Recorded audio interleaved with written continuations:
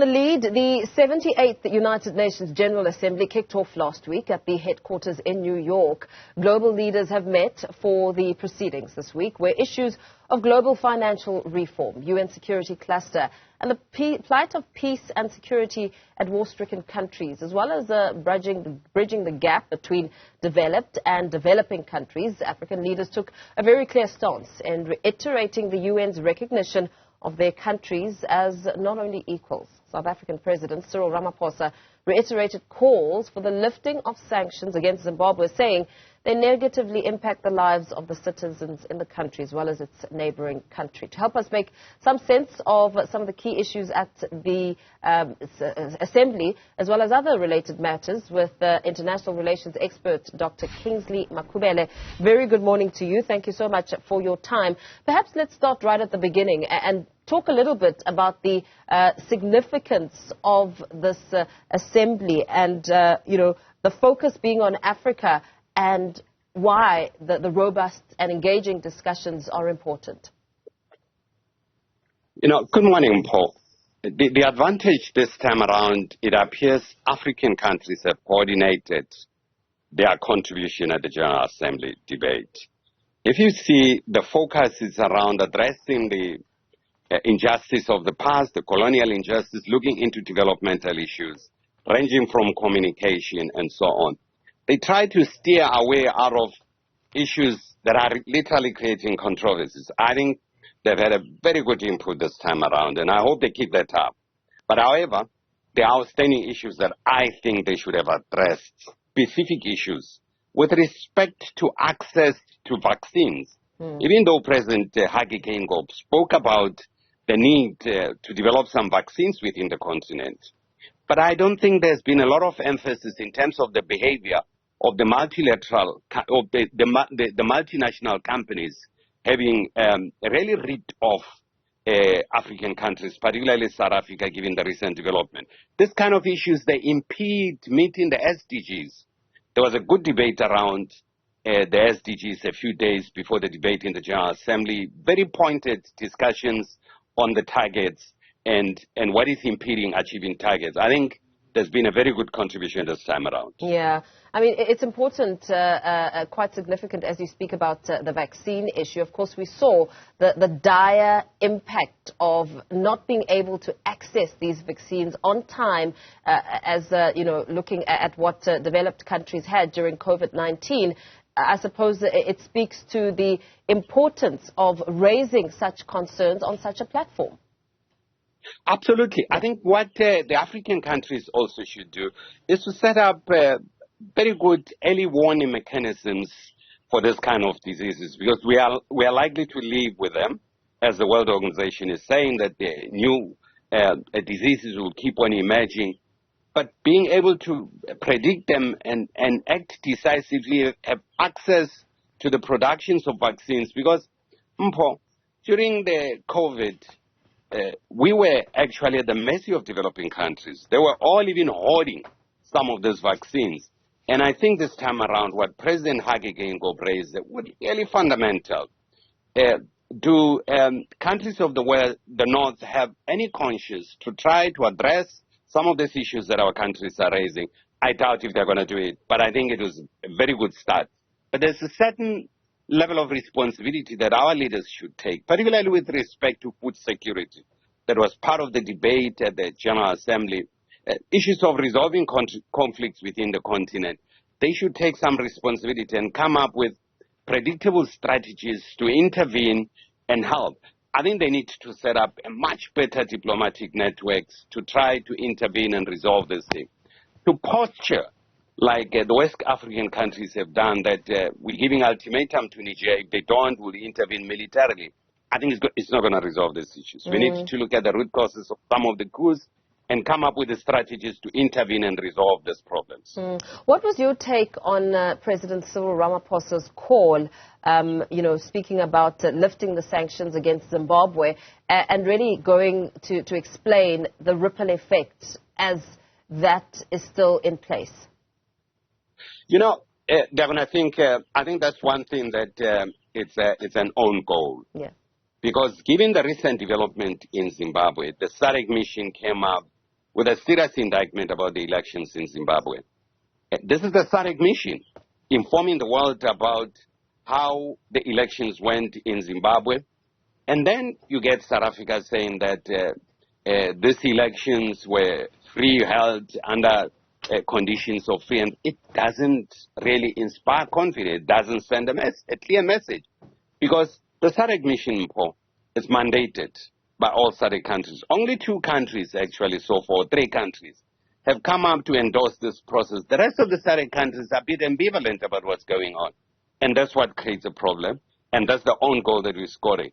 In terms of the effect and the impact of the sanctions, the president is quite correct.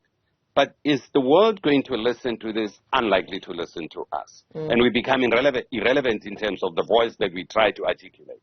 Yeah. In scoring own goals, what is essentially in it for South Africa? I mean, the tone that we've heard since the outcome of elections has really been a little bit confusing. Mpo, the problem in Zimbabwe has a direct implication to South Africa. I think other countries are sitting quite comfortably. The deluge of destitute people who run into South Africa hoping for greener pastures and arriving here finding serious challenges, it creates a problem. The social problem that we have within the country, the economic problem that we have within the country. So other people are sitting in a very comfortable position to say whatever they want to say. But I think because we are directly affected by this, we need to have a much better interlocutors in Zimbabwe to deal with this and really interact with what's going on and be able to assist the Zimbabweans to find a solution. Are we likely to make any headways? I don't think so. I think we've created some level of expectation that would always cover for Zimbabweans. And they feel very comfortable in this position. That's why they behave in this manner. Yeah. Historical injustices was also something that perhaps a reiteration by Ghanaian President Nana Akufo-Addo, who re-emphasized his demand, speaking about that, it's not the first time he's spoken about the unwillingness to confront the consequences of slave trade. I mean, he went out and spoke about it again. You remember earlier this year, the Vice President of the U.S., Kamala Harris, went to visit West Africa and went to look at the ports where slaves were really shipped, but there was no address in terms of addressing the injustices. People are starting to fear this question of the possible reparation, but people want a redress of the past and to give guarantees that the past will never come back to haunt us. There's no address in terms of that. Kamala Harris spoke about trying to inject capital in some of these areas to develop them in Senegal and Ghana, but we are not seeing anything coming to that. But I think addressing the injustices of the past that kept on reflecting themselves in day-to-day issues, the colonial legacy and so on, is part of the big problem. That's why the coups that we are seeing in West Africa, they have to do with the injustices of the past, because there's no infrastructure set up. In academia, there's an argument that the African state is built as an extractive state for colonial powers. It is never built to be a solid, independent state. If you look at the West African countries, particularly the Francophonie, you see this kind of behavior. Is there a willingness to address this thing by the countries of the North? We're not seeing that. And that keeps on creating a problem. Yeah.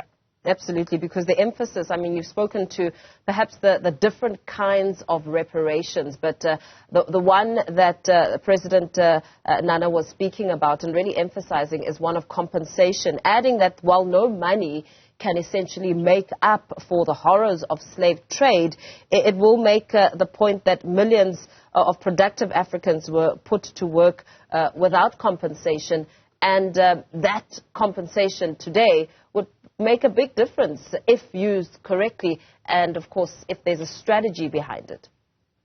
Mpo, the looting of resources by colonial powers. Some of this, take countries like the United Kingdom, which have billions of gold. Retaining this will literally help, because these are resources that are available. Don't you ask yourself, the metal stock exchanges in London, and they produce no metal. They produce no precious metal, and they keep on doing that. And if you look at artifacts, particularly things that have been looted from these countries, they can go a long way in terms of addressing the current challenges, addressing the debt issue. I mean, we are highly indebted. I mean, South Africa is the same. We are actually not even servicing our debt as South Africa now. We are paying the interest only, and the debt kept on accumulating. Other countries are in a much more worse conditions within the continent, and you are not seeing the willingness to address this kind of issue. And this borrowing is based on a very perverse arrangement. That's why, Mpho, you'd find the narrative that South Africa is a failed state. This narrative is being punted because it brings benefits to financial institutions. Lending money to the country that is a failed state is at a high rate, and people keep on making money around this thing. And the narrative will keep on being punted that we are a failed state and so on.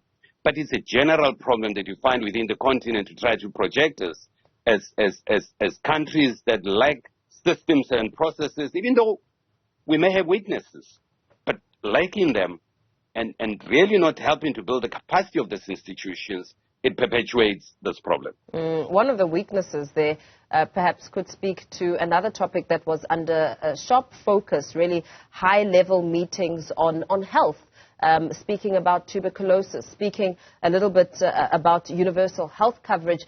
How significant are these talks for South Africa, perhaps the continent, to engage in and try and perhaps get something out of it, especially looking at the state of health in the continent? You know, the tragedy of this, including malaria, is that a lot of trials have been run in the continent, in poor countries, in South America. But once these breakthroughs are made, the trips start kicking in. We are not even allowed to produce generics to deal with some of those issues. And yet we've been used as guinea pigs in terms of this. This is the same problem during COVID. If you look at countries that were lined up for trials, where countries like Brazil, ourselves here, Johnson & Johnson was conducting trials and so on. But once they've made a breakthrough, we're taken out of it. I mean, take the level of tuberculosis this time around and the availability of medicine. There are other very serious medications that we need as countries. For instance, there's a big need around allowing access to cystic fibrosis medications within the continent, even though these are small numbers, but these are life-saving medications. And we as poor countries are not having access to that. We're not even allowed, in this case, for instance, to get cystic fibrosis medication to try to help people here in the country who are affected by this. So you can see that money really determines what we need to do. And we don't have the resources really to spend on this. And we're at the mercy of those developed countries, but we remain guinea pigs for trial of their medications. What about the other continent's socio-economic woes that were under the spotlight there? What stood out for you, Dr. Makhubela?